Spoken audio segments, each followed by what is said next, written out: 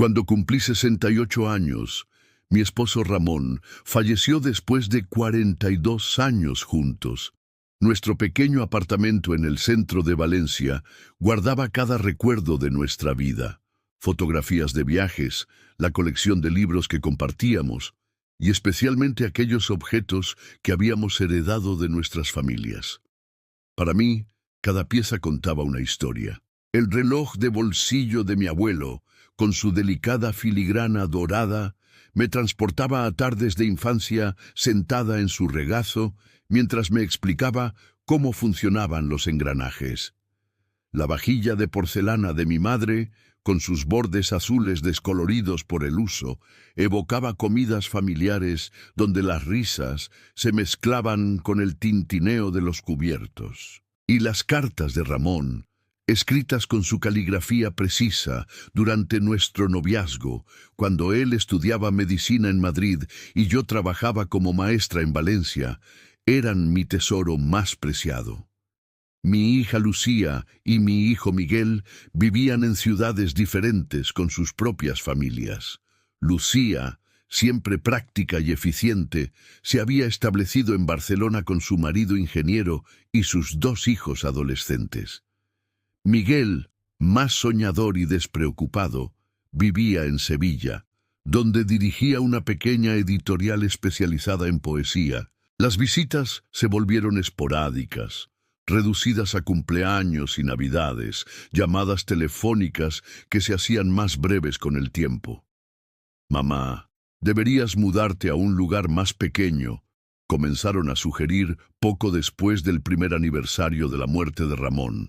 «Tanto espacio para ti sola no tiene sentido. Además, las escaleras son peligrosas a tu edad». Resistí durante años. Este era mi hogar, donde Ramón y yo habíamos construido nuestra vida, donde habíamos criado a nuestros hijos, donde cada rincón guardaba ecos de conversaciones y momentos compartidos. Las paredes del salón, ligeramente descoloridas, donde antes colgaban los dibujos infantiles de Lucía y Miguel, me recordaban cómo habían crecido bajo este techo. La cocina, con su vieja encimera de mármol desgastada, había sido testigo de innumerables comidas familiares, experimentos culinarios y charlas nocturnas con Ramón sobre tazas de té. Pero a los 75, una caída en la ducha cambió todo. Nada grave, solo un moretón en la cadera y un susto, pero suficiente para que mis hijos intensificaran su campaña. «Es por tu seguridad», insistía Lucía durante sus llamadas diarias después del incidente. «Conocemos un complejo residencial perfecto para personas mayores independientes como tú. Tiene jardines preciosos, actividades culturales y, lo mejor, personal médico disponible las 24 horas». Miguel, aunque menos insistente, apoyaba a su hermana. «Piénsalo, mamá. Podrías conocer gente nueva, hacer amigos de tu edad. No es bueno que estés tan sola». No mencionaban lo que yo sabía que también pensaban: que el apartamento, situado en una zona que se había revalorizado considerablemente en los últimos años, representaba un capital importante que estaba desperdiciándose. Finalmente cedí, más por cansancio que por convicción. La preocupación constante en sus voces me agotaba, y quizás tenían razón. Quizás era egoísta aferrarme a un espacio demasiado grande para mí sola. Acordamos que me mudaría a una residencia mientras ellos se encargaban de vender el apartamento y guardar mis pertenencias más importantes.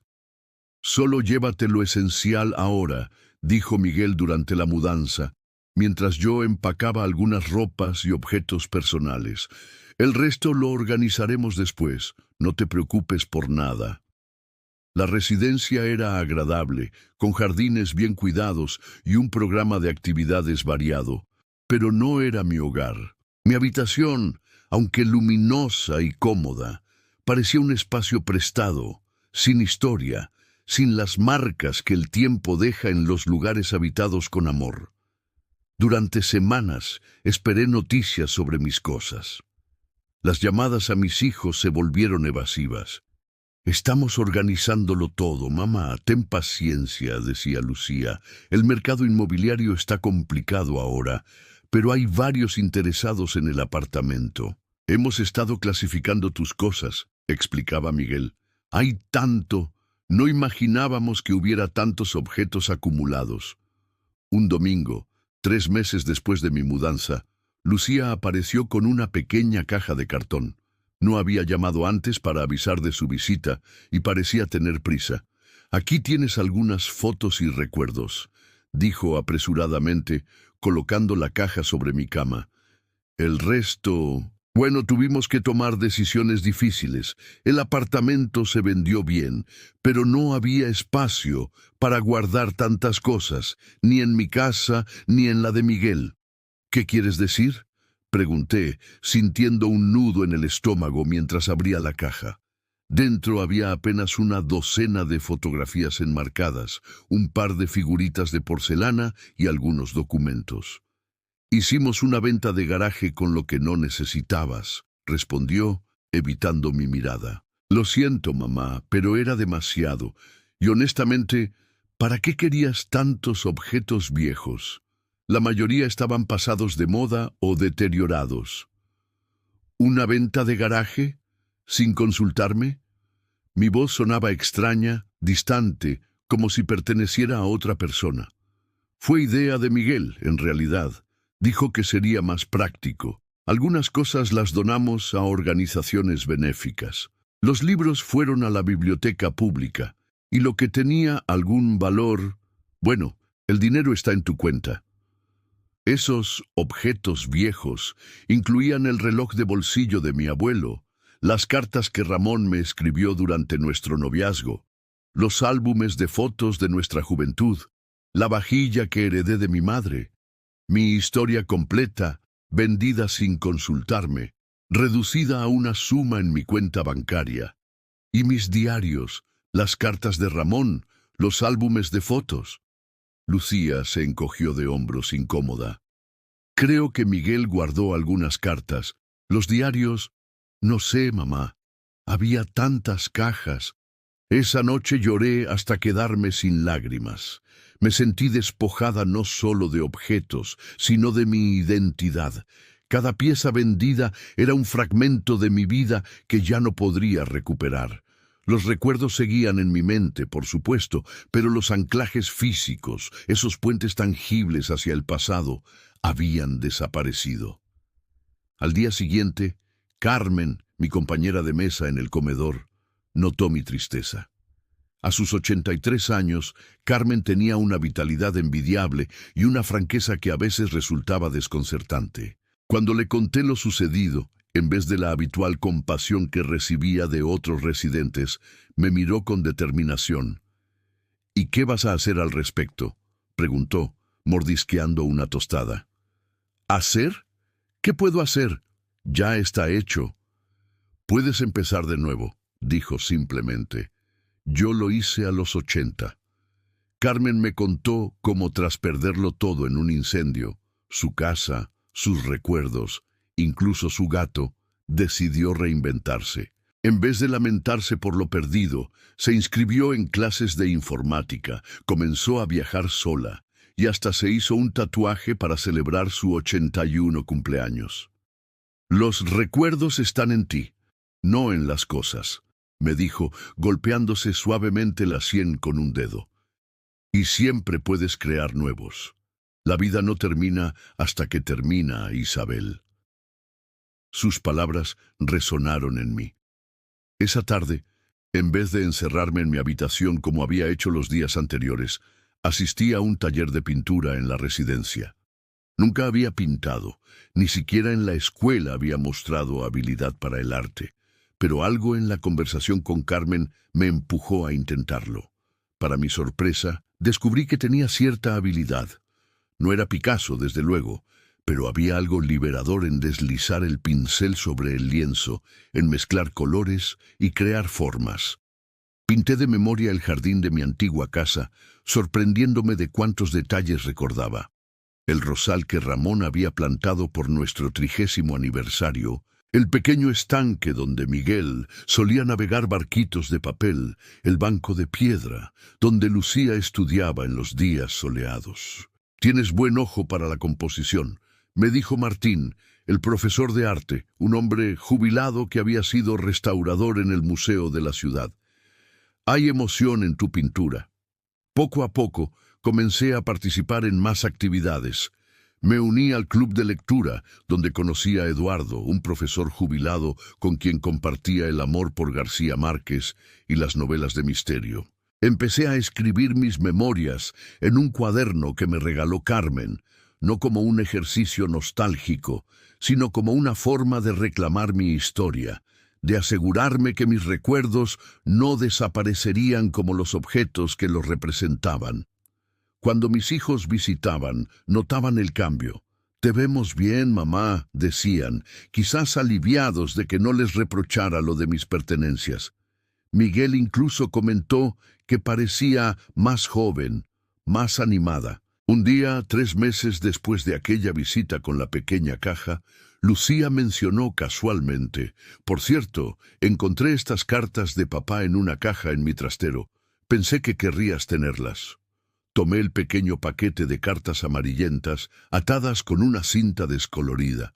Eran solo 5 de las docenas que Ramón me había escrito durante nuestros años de separación. «¿Dónde están las demás?», pregunté, pasando los dedos por la caligrafía familiar. «No lo sé, mamá. Probablemente se vendieron con el resto. Lo siento, pero no podíamos guardar todo. No teníamos espacio y pensamos que estas pocas serían suficientes como recuerdo». En ese momento, en vez de dolor, sentí claridad. Mis hijos nunca entenderían lo que habían hecho. Para ellos, eran solo objetos. Para mí, eran anclas a mi pasado, conexiones tangibles con las personas que había amado y perdido. Pero también comprendí que Carmen tenía razón. Los verdaderos recuerdos estaban dentro de mí. «Está bien», dije, sorprendiéndome a mí misma con la serenidad en mi voz. «He estado pensando en hacer un viaje». «¿Un viaje? ¿A dónde?». Lucía parecía desconcertada. «A Santander. Ramón y yo siempre quisimos volver, pero nunca encontramos el momento. Fue allí donde pasamos nuestra luna de miel, ¿sabes? En un pequeño hotel frente al mar». Vi la preocupación en su rostro. «Mamá, ¿estás segura? ¿Viajar sola a tu edad?». «No estaré sola. Eduardo y Carmen vendrán conmigo». No mencioné que el dinero para el viaje provenía de la venta de algunas pinturas que había creado en los últimos meses. Un galerista local, amigo del director de la residencia, se había interesado en mi trabajo, describiéndolo como memoria emocional plasmada en lienzo. Había organizado una pequeña exposición en su galería y, para mi asombro, varias piezas se habían vendido. El viaje a Santander fue revelador. Visitamos los lugares que Ramón y yo habíamos frecuentado décadas atrás. La playa del Sardinero, donde habíamos paseado descalzos al amanecer. El Palacio de la Magdalena, donde nos habíamos besado como adolescentes bajo la lluvia. El pequeño café junto al puerto, donde habíamos planeado nuestro futuro. Tomé fotografías, hice bocetos y escribí impresiones en un nuevo diario. Estaba creando nuevos recuerdos mientras honraba los antiguos. Eduardo, con su conocimiento de historia y arquitectura, añadía dimensiones a nuestra experiencia que Ramón y yo habíamos pasado por alto en nuestra juventud. Carmen, con su espíritu aventurero, nos arrastraba a restaurantes escondidos y conversaciones con locales. Me encontré riendo más de lo que había reído en años. Al regresar, encontré un mensaje de Miguel en el contestador de mi habitación. Había localizado el reloj de mi abuelo en una tienda de antigüedades en Madrid y quería comprarlo para devolvérmelo. «No es necesario», le respondí cuando me llamó. «He aprendido que los objetos son solo recipientes de recuerdos y los recuerdos viven en mí. Pero gracias por el gesto, significa mucho». 6 meses después de aquel viaje, Organicé mi primera exposición formal de pintura en la galería local. Titulé la colección Objetos perdidos, memorias encontradas. Cada cuadro representaba un objeto que había perdido junto con la memoria asociada a él. El reloj de mi abuelo, rodeado de escenas de mi infancia, la vajilla de mi madre, en una mesa llena de rostros familiares, las cartas de Ramón flotando sobre paisajes de Madrid y Valencia. La exposición fue un éxito modesto pero significativo.